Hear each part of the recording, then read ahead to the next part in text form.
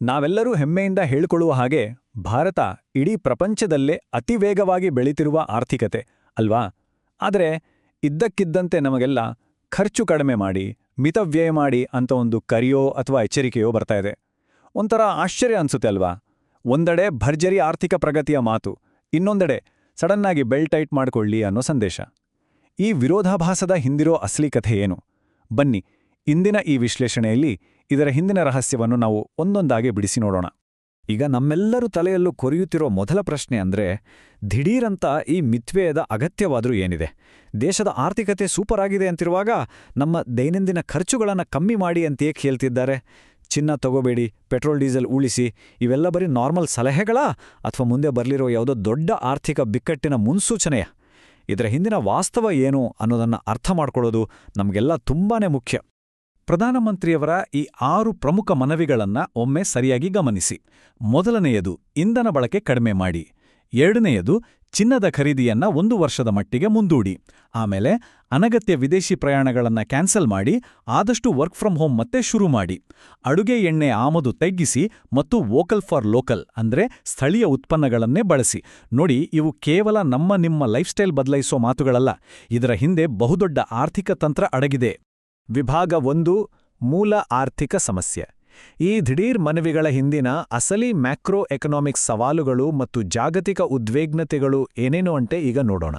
ನಮ್ಮ ದೇಶದ ತೈಲ ಅವಲಂಬನೆಯ ವಾಸ್ತವ ಇದೆಯಲ್ಲ, ಅದು ನಿಜಕ್ಕೂ ಬೆಚ್ಚಿಬೀಳಿಸುವಂಥದ್ದೇ. ನಿಮ್ಗೊತ್ತಾ, ನಾವಿಂದು ಬಳಸುವ ಒಟ್ಟು ಕಚ್ಚಾ ತೈಲದಲ್ಲಿ ಬರೋಬ್ಬರಿ 85% ಬೇರೆ ದೇಶಗಳಿಂದಲೇ ಆಮದು ಮಾಡ್ಕೊಳ್ತಿದ್ದೇವೆ.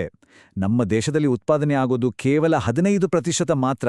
ಈ ಒಂದೇ ಒಂದು ಅಂಕಿಅಂಶ ಸಾಕು ಸರ್ಕಾರ ಯಾಕೆ ಇಂಧನ ಉಳಿಸಿ ವರ್ಕ್ ಫ್ರಮ್ ಹೋಮ್ ಮಾಡಿ ಅಂತ ಇಷ್ಟು ತುರ್ತಾಗಿ ಹೇಳ್ತಿದೆ ಅಂತ ಅರ್ಥ ಮಾಡ್ಕೊಳ್ಳಕ್ಕೆ.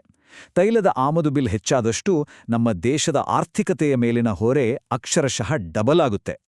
ಅಷ್ಟೇ ಅಲ್ಲ, ಈ ಆಮದು ಮಾಡ್ಕೊಳ್ಳೋದು ಕೂಡ ಈಗ ಸುಲಭದ ಮಾತಾಗಿ ಉಳಿದಿಲ್ಲ.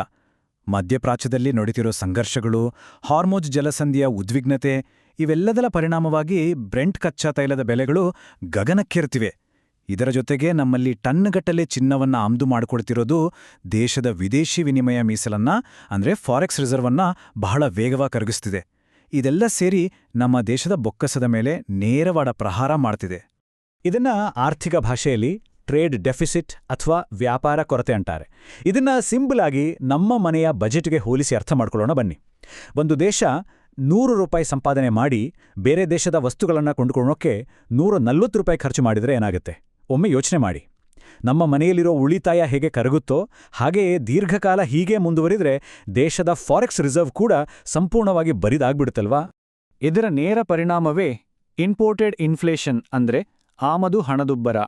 ನಾವು ಆಮದು ಮಾಡಿಕೊಳ್ಳೋ ಕಚ್ಚಾ ತೈಲ ಅಥವಾ ಅಡಿಗೆ ಎಣ್ಣೆಗೆಲ್ಲ ಡಾಲರ್ನಲ್ಲೇ ಪೇಮೆಂಟ್ ಮಾಡಬೇಕು. ಕಚ್ಚಾ ತೈಲದ ಬೆಲೆ ಹೆಚ್ಚಾದಾಗ ಮತ್ತು ನಮ್ಮ ರೂಪಾಯಿಯ ಮೌಲ್ಯ ಕುಸಿದಾಗ ದೈನಂದಿನ ಬಳಕೆ ವಸ್ತುಗಳ ಬೆಲೆ ನಮ್ಮ ದೇಶದೊಳಗೂ ಹೆಚ್ಚಾಗುತ್ತೆ. ಟ್ರಾನ್ಸ್ಪೋರ್ಟ್ ಖರ್ಚು ಜಾಸ್ತಿಯಾಗೋದ್ರಿಂದ ಹಿಡಿದು ದಿನಸಿ ವಸ್ತುಗಳ ಬೆಲೆ ಏರಿಕೆಯವರೆಗೂ ಇದರ ಬಿಸಿ ನಮಗೆ ತಟ್ಟುತ್ತೆ. ವಿಭಾಗ 2, ಷೇರುಪೇಟೆಯ ಪ್ರತಿಕ್ರಿಯೆ. ಸರ್ಕಾರದ ಈ ಎಚ್ಚರಿಕೆಗಳಿಗೆ ಹಣಕಾಸು ಮಾರುಕಟ್ಟೆಗಳು ಹೇಗೆ ರಿಯಾಕ್ಟ್ ಮಾಡಿದ್ವು ಅಂತ ಈಗ ನೋಡೋಣ. ಸರ್ಕಾರದಿಂದ ಈ ಮಿತವ್ಯಯದ ಮಾತುಗಳು ಹೊರಬರ್ತಿದ್ದಂತೆಯೇ ಹೂಡಿಕೆದಾರರಲ್ಲಿ ಒಂದು ಥರ ಪ್ಯಾನಿಕ್ ಶುರುವಾಯಿತು. ಇದರ ರಿಸಲ್ಟ್ ಸೆನ್ಸೆಕ್ಸ್ ದಿಢೀರ್ನೆ ಭಾರೀ ಕುಸಿತ ಕಂಡಿತು. ಷೇರುಪೇಟೆ ಯಾವತ್ತೂ ಭವಿಷ್ಯದ ನಿರೀಕ್ಷೆಗಳ ಆಧಾರದ ಮೇಲೆಯೇ ಕೆಲಸ ಮಾಡೋದು. ಇಲ್ಲ, ನಿರೀಕ್ಷೆಗಳಿಗೆ ಅಕ್ಷರಶಃ ದೊಡ್ಡ ಹೊಡೆತ ಬಿದ್ದಿತ್ತು. ಷೇರುಪೇಟೆಯ ಈ ಪ್ರತಿಕ್ರಿಯೆ ಹಿಂದಿರೋ ಸೈಕಾಲಜಿಯನ್ನ ಅರ್ಥ ಮಾಡ್ಕೊಳ್ಳೋದು ಬಹಳ ಇಂಟ್ರೆಸ್ಟಿಂಗ್ ಆಗಿದೆ. ಮಾರ್ಕೆಟ್ಗಳು ಕೇವಲ ಇಂದಿನ ವಾಸ್ತವಕ್ಕೆ ಮಾತ್ರ ಸ್ಪಂದಿಸಲ್ಲ, ಬದಲಾಗಿ ಭವಿಷ್ಯದ ಅನಿಶ್ಚಿತತೆ ಮತ್ತು ಭಯಕ್ಕೆ ತಕ್ಷಣ ರಿಯಾಕ್ಟ್ ಮಾಡುತ್ತವೆ.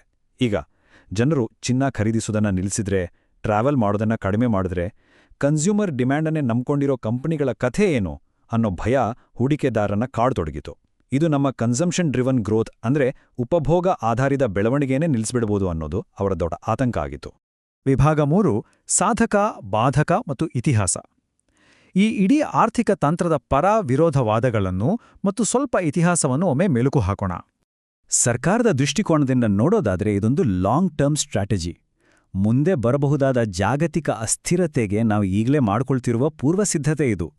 ಡಾಲರ್ ರಿಸರ್ವ್ ಅನ್ನ ಕಾಪಾಡಿಕೊಳ್ಳೋದು, ಎನರ್ಜಿ ಸೆಕ್ಯೂರಿಟಿಯನ್ನ ಗಟ್ಟಿ ಮಾಡೋದು ಮತ್ತು ಅಂತಾರಾಷ್ಟ್ರೀಯ ಮಾರುಕಟ್ಟೆಯಲ್ಲಿ ನಮ್ಮ ರೂಪಾಯಿಯ ಮೌಲ್ಯವನ್ನ ಸ್ಟೇಬಲ್ ಆಗಿಡೋದು ಈ ಮಿತವ್ಯಯದ ಪ್ರಮುಖ ಉದ್ದೇಶ. ಅಂದ್ರೆ ಇದು ಕೇವಲ ಇಂದಿನ ಸಮಸ್ಯೆಗೆ ಪರಿಹಾರವಲ್ಲ, ಸ್ವಾವಲಂಬನೆಯೆಡೆಗೆ ಇಟ್ಟಿರೋ ಒಂದು ದೊಡ್ಡ ಹೆಜ್ಜೆ ಎನ್ನಲಾಗುತ್ತಿದೆ. ಆದ್ರೆ ಟೀಕಾಕಾರರ ವಾದವೇ ಬೇರೆ ಇದೆ.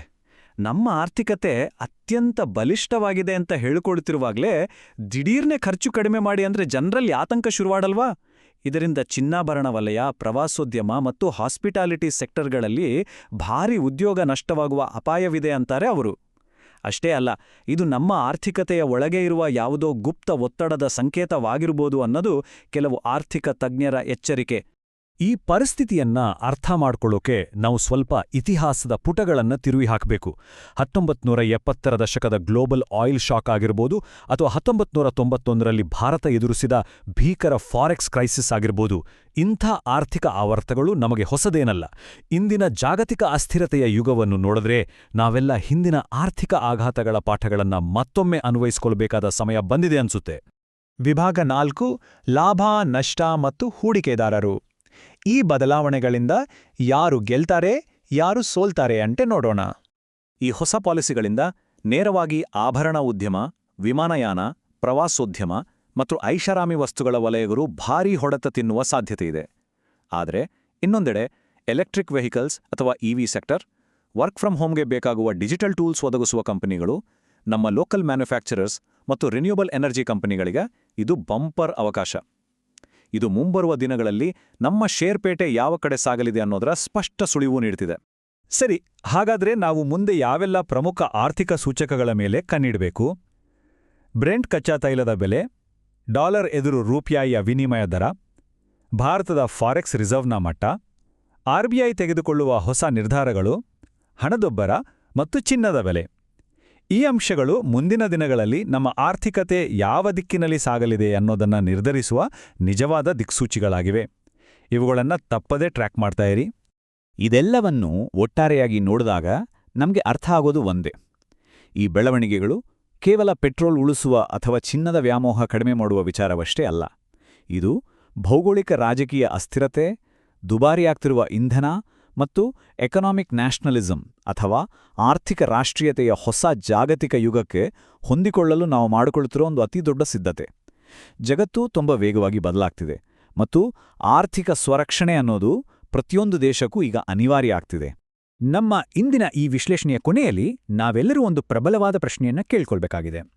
ಸರ್ಕಾರವು ಮಾಡಿಕೊಂಡಿರುವ ಈ ಮನವಿಯು ಮುಂಬರುವ ಜಾಗತಿಕ ಬಿಕ್ಕಟ್ಟನ್ನ ಸಮರ್ಥವಾಗಿ ಎದುರಿಸಲು ಮಾಡಿಕೊಂಡಿರುವ ಒಂದು ಸ್ಮಾರ್ಟ್ ಆದ ಪೂರ್ವಭಾವಿ ಸಿದ್ಧತೆಯೇ, ಅಥವಾ ಹೊರಗಡೆ ಕಾಣುವ ಈ ಬೆಳೆಯುತ್ತಿರುವ ಆರ್ಥಿಕತೆಯ ಚಿತ್ರಣದ ಹಿಂದೆ ಯಾರಿಗೂ ಕಾಣದ ಆಳವಾದ ಆರ್ಥಿಕ ಬಿಕ್ಕಟ್ಟೊಂದರ ಎಚ್ಚರಿಕೆಯಾಗಂಟೆಯೇ?